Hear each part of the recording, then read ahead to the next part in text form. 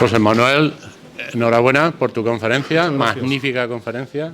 Decías al principio que los ciclos de Hacemos Barrio son ya se han afianzado en Albacete, pero es gracias al nivel de los conferenciantes. Te ha seguido mucha gente por internet. Tenemos un salón lleno más otras 50 y tantas personas por internet. Solamente ha habido una pregunta. Bernardo nos pregunta si los acúfenos tienen algo que ver con el Alzheimer.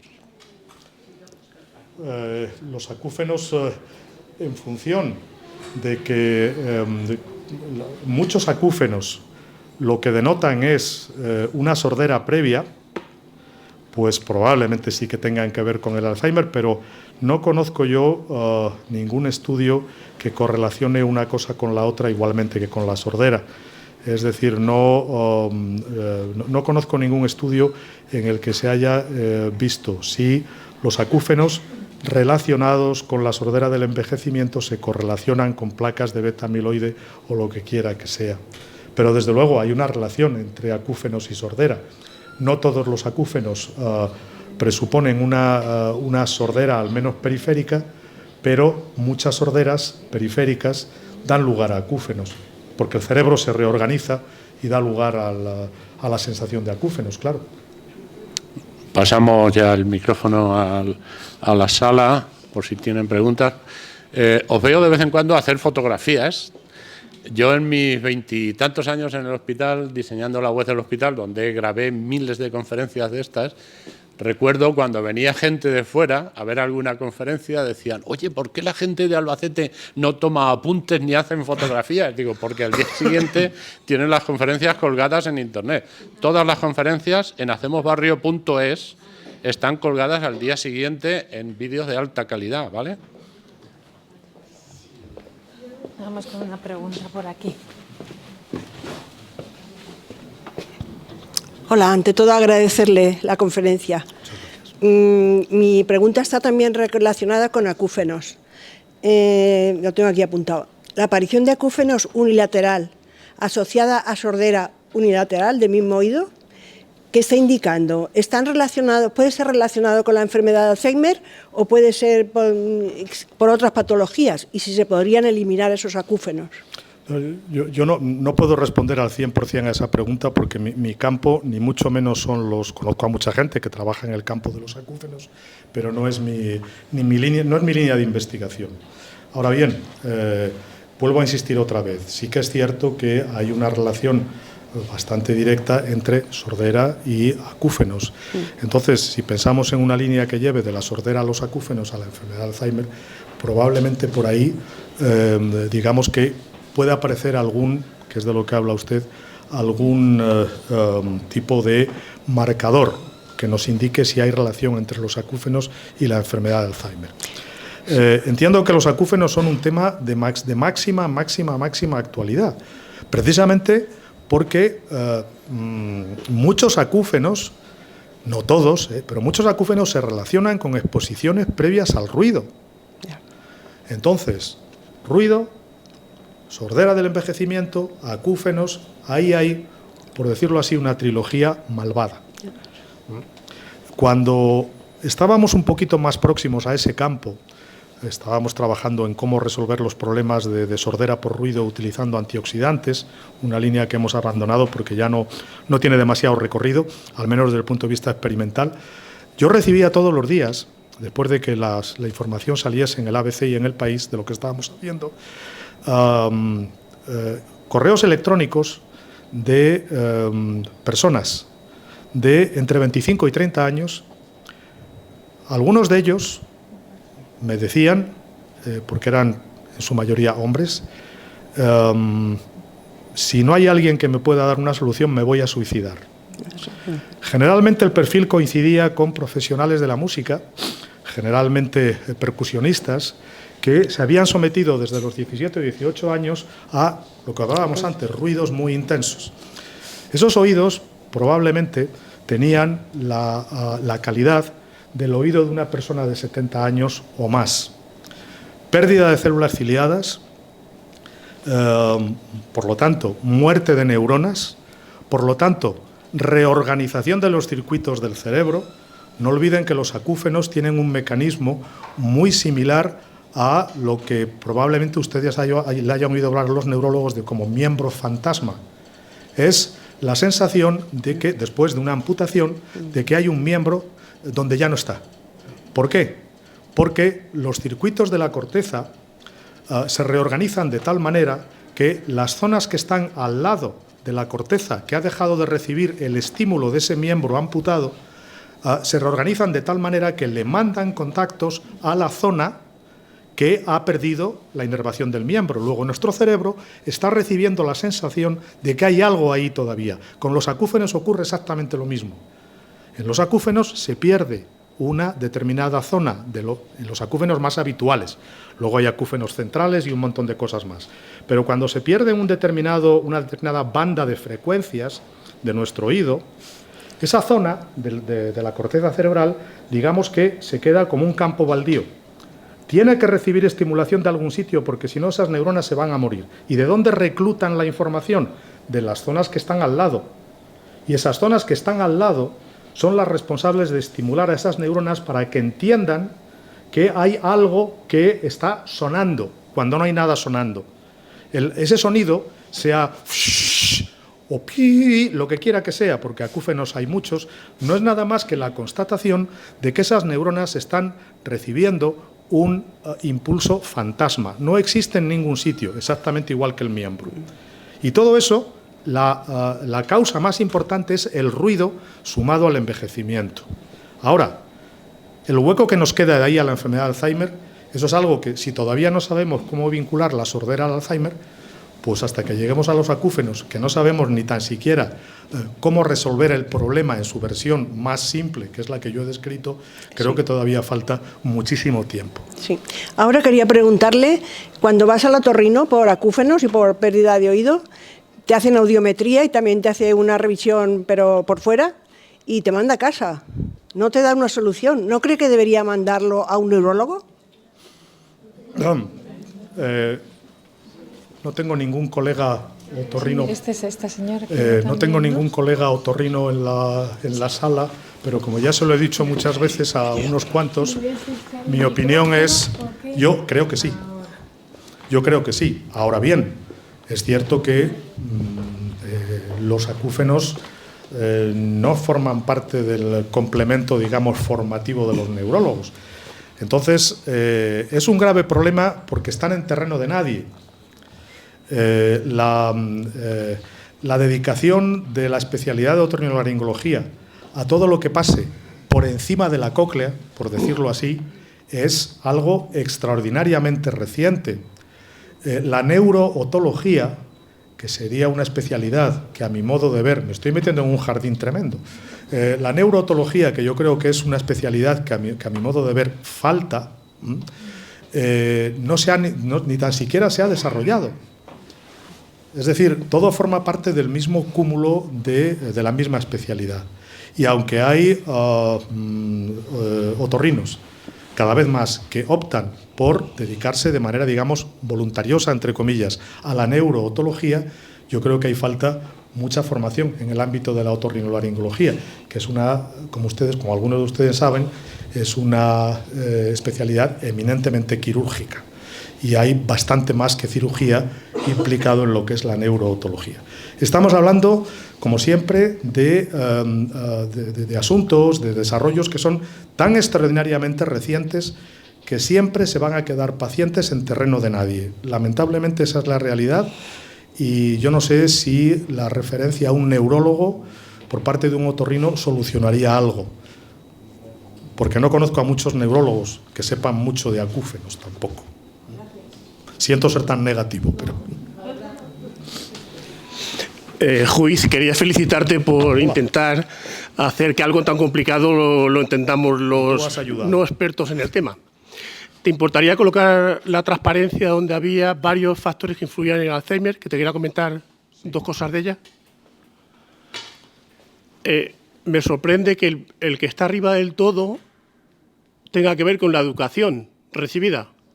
No, la siguiente, esa.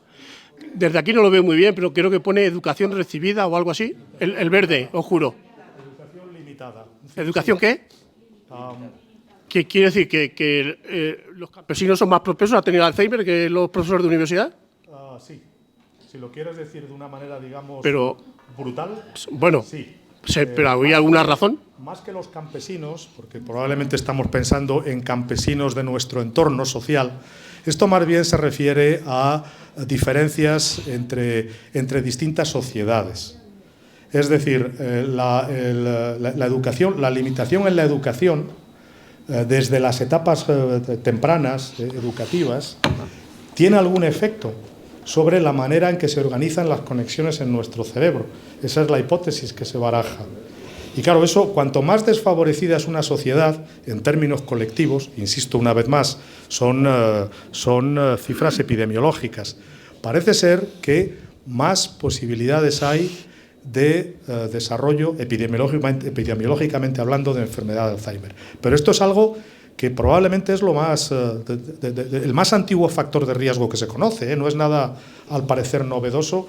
E insisto, yo no soy epidemiólogo ni soy un experto en factores de riesgo, pero esto se repite continuamente en todos los estudios epidemiológicos. De acuerdo. Y la segunda pregunta es, no sé si he entendido bien, que si pudiéramos influir en el 7% del stand rojo, que ha dicho que entre un 7 o un 9%, reduciríamos en 800.000 los casos. Quiero decir, ¿hay más de 10 millones de personas con Alzheimer en España? No, en España, vamos a ver, he dicho 800.000, entonces... Bueno, igual he entendido yo mal. Por eso... Las proyecciones, lo he dicho mal, obviamente, las proyecciones al año 2050 serían estas, que resolviendo el problema de la sordera recortaríamos la prevalencia en 800.000 casos. No me acuerdo ahora mismo de las cifras exactas, debería de hacerlo porque las manejo con frecuencia, pero se me ha ido de la cabeza los casos de enfermedad de Alzheimer y lo que se espera para el año 2050, pero es un crecimiento importante, pues un 7% aproximadamente de esos casos, utilizando los parámetros que utilizan los epidemiólogos, serían casos que no aparecerían aplicando criterios de prevención de sorderas. Buenas tardes. Bueno, lo primero, felicitarle por su conferencia. Y son, varias preguntas. ¿Existe un factor genético, por ejemplo, en una pareja que una de las personas tenga muy desarrollado el oído, tenga un buen oído y la otra persona no? Luego también el hecho de llevar audífonos tiene diferentes etapas, porque en un momento dado tienes que ver cómo haces un uso adecuado de los audífonos, porque claro, ves que en series es difícil que ese mensaje llegue al cerebro. Todo va muy relacionado con la adicción de las personas. Usted tiene una muy buena adicción. Entonces, luego también hay tendencia en ciertas sociedades a hablar muy bajito, con lo cual si no llevas aparatos, no llevas audífonos, en cierto modo te están limitando. Luego, otra cuestión es que a veces con los audífonos o los acúfenos hay como unos ruidos extraños, unos ruidos que tú vas a en concreto, yo en GAES, que tengo, una atención buena. Es decir, que son una serie de cuestiones que ahí están. Y luego el hecho de oír música, el hecho de bailar con o sin audífonos según la intensidad, actúa de una forma preventiva en todo el tema de Alzheimer. Es decir, el hecho de que tú estás mandándole al cerebro una serie de movimientos que hace tu cuerpo, práctica del aquagym, práctica de natación terapéutica, práctica del baile, audiciones musicales, musicalidad que a veces te dan. Todo eso es un factor de prevención, digo yo. Las preguntas son una batería de preguntas extraordinariamente interesantes. Pues, algunas reflexiones. Empiezo por el final, entonces. Todas esas cuestiones que ha comentado en relación a los audífonos, la mayoría de ellas están resueltas. Es una mera cuestión de dar con el proveedor de audífonos adecuado que haga los ajustes adecuados. Hoy en día, he mostrado antes una imagen, el nivel de sofisticación de los microcircuitos electrónicos de un audífono permite hacer prácticamente de todo. Y los audiólogos, los audioprotesistas lo saben muy bien. Saben perfectamente bien cómo adaptar los filtros, la direccionalidad, la ganancia, prácticamente todo a las condiciones individuales de cada paciente. Creo, a lo mejor voy a exagerar un poquitito, ahora que está tan de moda el concepto de medicina personalizada, creo que no hay nada más personalizable en este momento a las necesidades del paciente que la adaptación de unos audífonos. Se puede hacer casi cualquier cosa, hasta lo que usted me ha comentado de cortar el sonido en una sala de baile para que el nivel acústico sea el adecuado para poder ejercitar nuestros movimientos, que no dejan de ser también alimento para el cerebro. Faltaría más, ¿no? Y en relación a la primera, por tanto, el mensaje está claro. Los audífonos siempre de la mano de un buen profesional y con ajustes adecuados a las necesidades de cada momento. Un mensaje contundente. No se les ocurra, si algún día tienen necesidad, de comprarse los mal llamados audífonos que se anuncian hasta en la televisión. Oiga usted, por 150 euros, lo mismo, lo habrán visto, ¿verdad? Lo mismo que con unos audífonos que cuestan 10 veces más. Eso es publicidad engañosa, eso es mentira. Esos audífonos son amplificadores convencionales que amplifican todo el espectro sonoro. Con lo cual, si hemos aprendido algo de lo que les he comentado, es que eso no va a funcionar, es imposible completamente. Porque una persona que pierde audición lo que necesita es que le amplifiquen preferentemente las partes que están a salvo, no las partes que ya se han muerto. Con lo cual, se está perdiendo información y les están quitando a ustedes 150 euros. Eso no lo hagan. Dentro de poco tendremos audífonos disponibles que ya se venden, les llaman en Estados Unidos over the counter, es decir, llegar, cogérselos y ponérselos, y funcionan mejor. Pero a mi modo de ver, no hay nada todavía no están aceptados por la Agencia Europea del Medicamento, pero a mi modo de ver, no hay nada equiparable a personalizar el uso de los audífonos. Las casas más reputadas de construcción de audífonos les dan todas las características posibles a los audioprotesistas para que puedan ultra personalizarlos. Eso no lo olvidemos. Sé que son caros, no alcanzo a entender por qué el sistema de salud no los financia parcialmente. Bueno, sí que lo entiendo, como lo entienden todos ustedes, pero no vamos a entrar en eso. Y, bueno, pues esa es una solución, entre comillas. Obviamente lo que hemos perdido ya no lo vamos a recuperar, pero lo que tenemos de audición lo vamos a preservar mucho más tiempo y con la calidad que usted ha mencionado.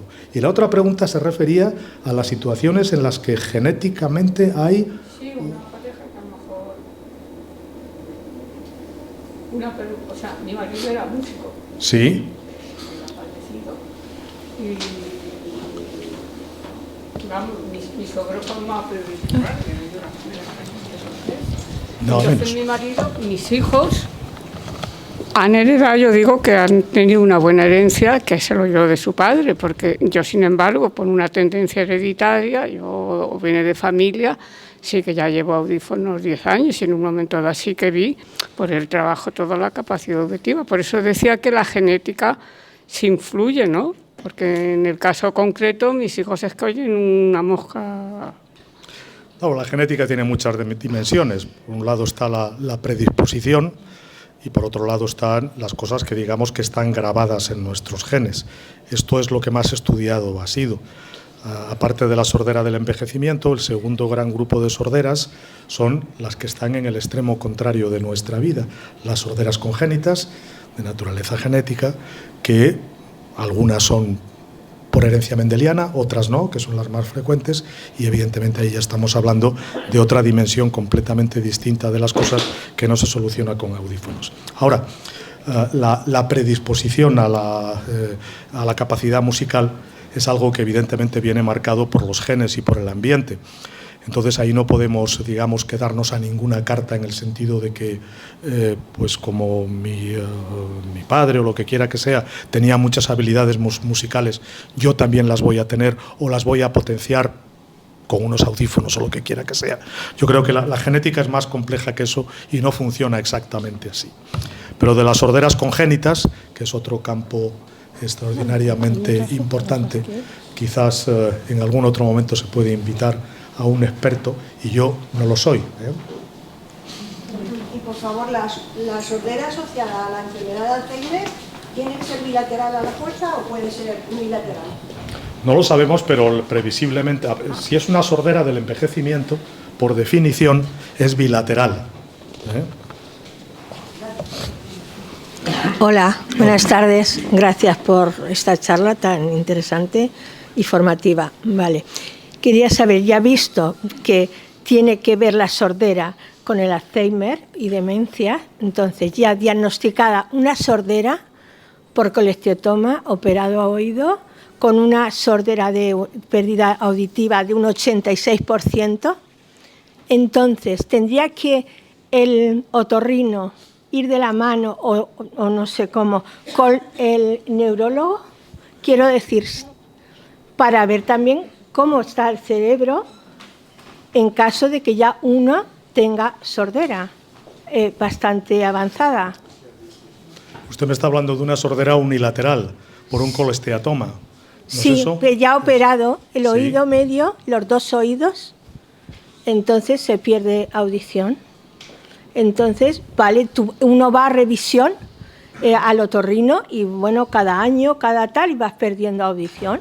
Entonces, claro, a lo mejor la persona sí que nota cambios, por ejemplo, en la comunicación, en la lectura, notas, pero tú te los callas. Pero claro, te lo preguntas, lo dices al médico y cada vez no pasa nada. Pero claro, vienes aquí y dices, pues, puede pasar algo. Entonces, quiero decir, esto los médicos los tendrían, no sé si lo saben, los otorrinos o los neurólogos, si va, pero quiero decir, sería conveniente que una persona que esté ya con una avanzada sordera o tal, que pida que la revise un neurólogo por el tema de la sordera. Gracias. Es lo que comentábamos antes. Yo creo que sí, pero también hay que quizás rebajar un poco el tono en el sentido de que, como he dicho antes, una sordera del envejecimiento no es, digamos, un seguro para la enfermedad de Alzheimer, ni muchísimo menos, ni mucho menos. Simplemente quiere decir que es un factor de riesgo que hasta ahora ha estado desatendido. Otros han estado más atendidos, como lo estábamos viendo aquí antes, ¿no? El colesterol elevado, todo este listado de factores de riesgo que se dan en la etapa madura o en la vejez, digamos que la gran mayoría de ellos han estado mucho más atendidos. Y ahora, digamos que después de estos estupendos estudios del grupo de The Lancet, digamos que le toca a la sordera del envejecimiento.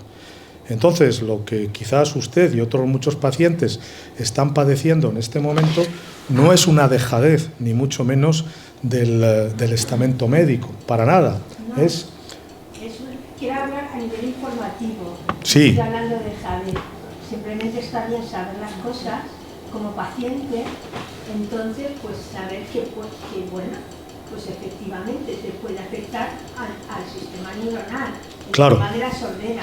Entonces, ya pedirle a su médico o a su especialista. Los detalles, digamos que están en plena exhibición en este momento.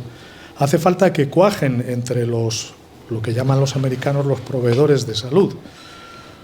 Y entonces será cuando se gestarán equipos multidisciplinares que tendrán que tomar la decisión de cuándo hay que poner audífonos, si es que hay que ponerlos, cuándo hay que recurrir al entrenamiento acústico, cuándo hay que hacer los protocolos de actuación pertinentes y oportunos para cada situación específica. Pero la novedad, o sea, la palabra dejadez desde luego la he utilizado de una manera muy ligera.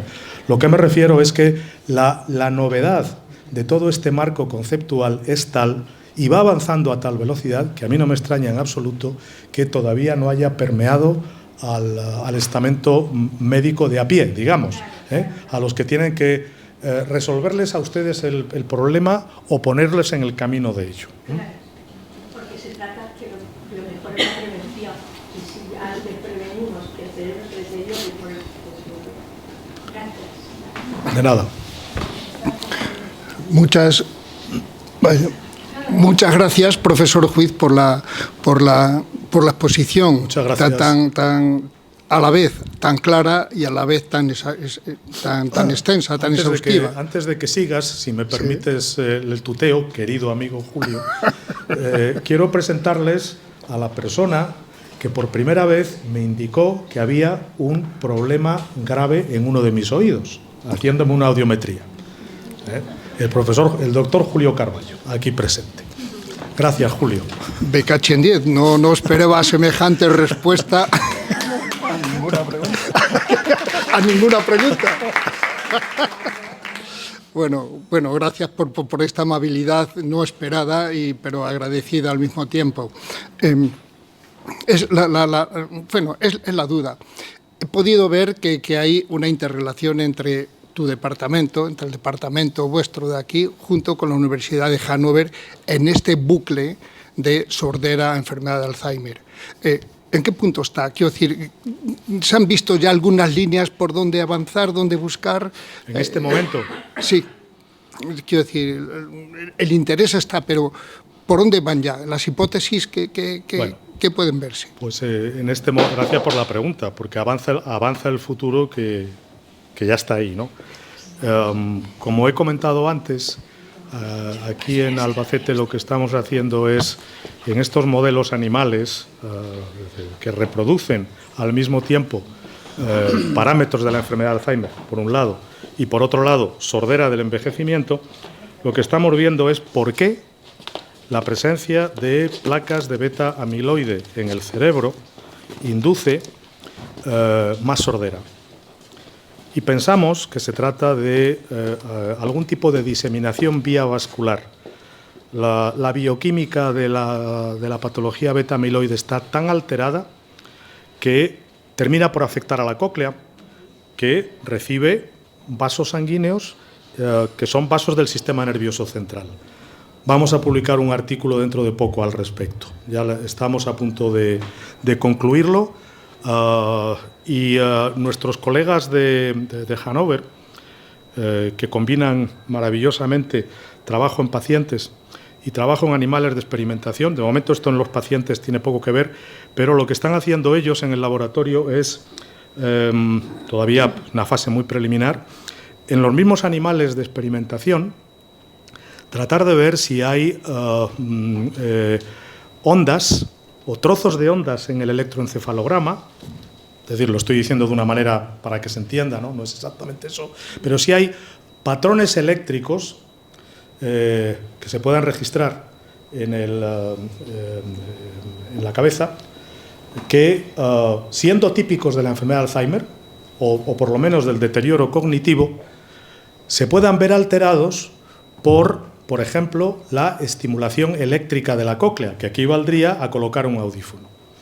Entonces, si logramos dar con algún marcador en los registros de pacientes de Alzheimer que nos indiquen que la sordera está teniendo algún tipo de influencia, probablemente se podrían personalizar en el futuro tratamientos auditivos para solventar el problema cognitivo. Esto de momento es un sueño, pero de lo que se trata precisamente es de actuar con una estrategia coordinada, en este caso a nivel europeo. De momento, esto siempre funciona así, no tengo por qué no reconocerlo, la financiación a nivel europeo se nos ha resistido. Es un marco extraordinariamente competitivo y hemos presentado dos proyectos muy ambiciosos, muy multidisciplinares, y a los dos de momento nos han dicho que no, con distintas recomendaciones. Pero disponemos de muy buena financiación nacional, tanto en Alemania como en España, que nos debe de servir para pegar el salto, por decirlo así. No porque, no me lo tomen como una manifestación de soberbia, no porque no necesitemos financiación de los planes de investigación europeos, sino porque lo que garantizan los planes de financiación de los sucesivos programas marcos europeos es la interdisciplinariedad máxima. Es decir, en España no me van a financiar a grupos belgas o a grupos alemanes, en Alemania no me van a financiar a grupos españoles, pero digamos que la interdisciplinariedad en los distintos países sí que se financia a nivel europeo. De momento lo que estamos haciendo es contar con financiación nacional y con los resultados que obtengamos, probablemente en el futuro tengamos más éxito a nivel europeo. Esa es un poco la idea. Normalmente los planes de investigación europeos requieren en este momento investigación que esté en niveles un poco más avanzados de aplicabilidad. No es que yo sea muy partidario de esta manera de funcionar, pero así son las cosas y hay que adherirse a ello, ¿no? Entonces esa es la estrategia, Julio. Muchas gracias por la pregunta. Buenas tardes. Buenas tardes. ¿Los audífonos influyen en algo sobre el acúfeno? ¿Sobre, perdón? Los acúfenos. ¿Acúfeno el ruido? Sí. ¿Influyen los audífonos, los pinganillos? ¿Sobre los acúfenos? Sí. Si ya lo aumenta... Estoy poco al tanto del asunto, pero tengo entendido que hay configuraciones de audífonos que, bajo determinadas circunstancias, atenúan los acúfenos. Pero, desde luego, son los audioprotesistas los que mejor conocen esto. O sea que la respuesta sería sí, bajo determinadas circunstancias y bajo un adecuado diagnóstico del origen de los acúfenos. ¿Pero circunstancias exteriores? No, circunstancias del origen de los acúfenos. Es decir, si el acúfeno es periférico, si se origina por destrucción de la cóclea, determinadas configuraciones de audífonos, insisto, tienen más posibilidades de atenuar el acúfeno. Si el acúfeno es central, las posibilidades son menores. Por eso hay que hacer un buen diagnóstico del origen del acúfeno. Eso sí que lo hace un otorrino. De nada. Buenas tardes. Buenas tardes. Yo solo quería contar mi experiencia por si puede ser de utilidad para alguien. Yo he convivido toda mi vida con una persona sorda profunda que no admite audífono y actualmente soy una persona de edad avanzada y mi técnica particular para evitar la demencia o el deterioro cognitivo ha consistido en inventar un lenguaje de sordos, porque ella no tuvo la oportunidad de estudiar el lenguaje de sordos, lo he inventado yo, me comunico con ella mediante este lenguaje de sordos por escrito y he conseguido que con la edad avanzada que tiene un nivel cognitivo extraordinario, hace operaciones aritméticas sencillas, lee novelas, reconoce perfectamente a todo el mundo, se acuerda de las gestiones bancarias, se acuerda de los recibos que hay que pagar. Y repito que es una sordera profunda que no admite audífono. Y por otro lado, algo que a lo mejor parece una locura, pero es mi experiencia. Yo he leído ahí que se oye con el oído y se escucha con el cerebro. Yo he detectado que ella, en ocasiones, oye con el cerebro como si se puenteara el sistema del oído y directamente estuviera escuchando con el cerebro.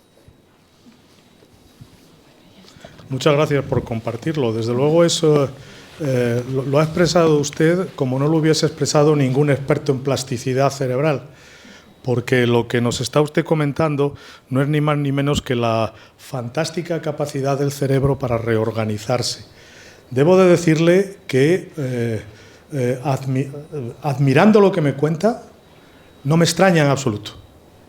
Para cualquiera que conozca solo un poquitín de la capacidad plástica que tiene nuestro cerebro, incluso en edades avanzadas, antes se pensaba que la reorganización de los circuitos del cerebro era algo que se terminaba con el desarrollo, que una vez que concluía la etapa, digamos, de la adolescencia, que los circuitos se quedaban en su sitio y una vez que sucedía eso, los circuitos ya se fijaban y que ahí empezaba, digamos, el declinar. Bueno, hoy en día sabemos que nada más lejos de la realidad.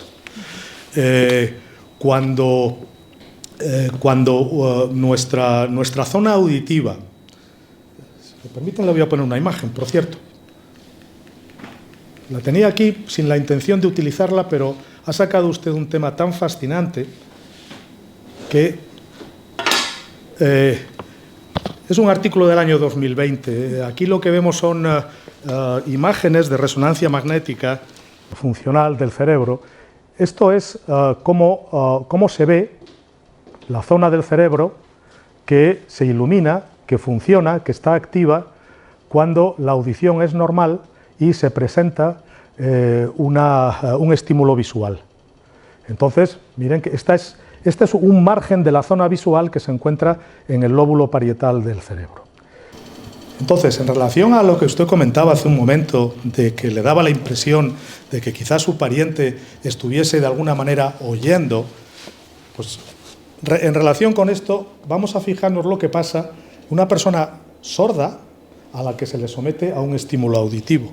No sé si se dan cuenta, pero la zona auditiva, que es esta de aquí, el lóbulo temporal, ha sido invadida por conexiones visuales, responde a la visión. Esto es pura reorganización cerebral. No quiere decir que esta persona necesariamente vea mejor. Lo que quiere decir es que las vías visuales se han metido en el terreno de una información auditiva que ya no existe.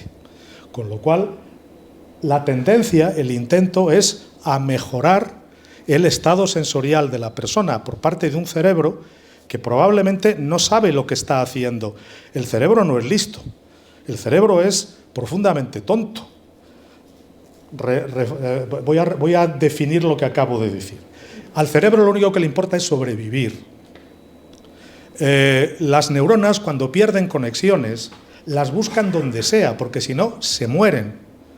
Y para darnos un baño de humildad, como consecuencia de eso, aparecen todos estos fenómenos y todos estos procesos que tendemos a asignar a que el cerebro es muy listo. Pues no, digamos que son subproductos de la necesidad del cerebro para sobrevivir. Nuestro cerebro se reorganiza, no para que lo podamos tener nosotros más fácil en nuestro entorno, sino porque no le queda otro remedio que reorganizarse con lo que tiene más a mano para que las neuronas no se mueran. El subproducto fantástico es que gracias a eso, gracias a esa plasticidad, podemos seguir haciendo cosas como las que nos acaba de comentar de una manera tan estupenda nuestra amiga. Entonces, es lo que tenemos aquí, una reorganización de la vía visual en dirección a la porción auditiva. Y como colofón, esto es lo que sucede en una persona que evidentemente no tenga una sordera profunda, lo cual ya es otra cosa completamente diferente, después de 6 meses de colocar un audífono. 6 meses después, las conexiones visuales han retrocedido otra vez a donde tenían que estar. La zona auditiva, que sería esta de aquí, se ha reorganizado otra vez, no necesita para nada el concurso de las zonas visuales y todo ha retrocedido a un entorno, digamos, de relativa normalidad, porque la estimulación acústica lo que ha hecho ha sido permitirle la supervivencia a esas neuronas y, en definitiva, que puedan transmitir la señal de una manera razonablemente normal. Nunca va a ser lo mismo, porque ya hay cosas que se han muerto, pero en esencia la palabra clave de lo que usted comenta es plasticidad cerebral, que tiene multitud de rutas y multitud de caminos. Estimulación somatosensorial, estimulación incluso olfativa, un montón de cosas, de un tema sobre el que todavía sabemos muy poco en términos prácticos de cómo manejar esa plasticidad cerebral, y cuándo es positiva y cuándo es negativa, etc. Bueno, pues muchísimas gracias por la atención, por todas las preguntas. Gracias. Y por esa ponencia tan sumamente interesante.